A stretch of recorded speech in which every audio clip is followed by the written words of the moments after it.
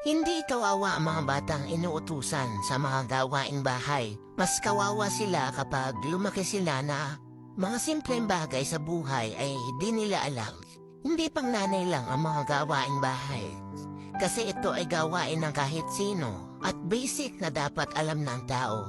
Pero sa loob ng bahay, mahalaga na lahat ng miyembro ng pamilya ay nagtutulong-tulong sa gawaing bahay at huwag iasa lang sa nanay. Kasi baka totoo nga ang sabi-sabi ng mga nanay na kawawa kayo kapag ako ay namatay. Pero alam nyo na pwede talaga itong mangyari at mawala ang isang nanay kasi di natin hawak ang kanilang buhay.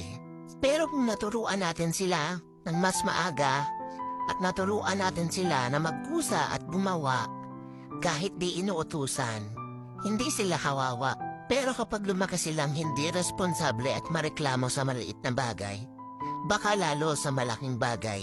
Hindi kontrabida ang mga nanay, sobrang mahal ka niyan. Pero gusto niya matuto ka sa buhay.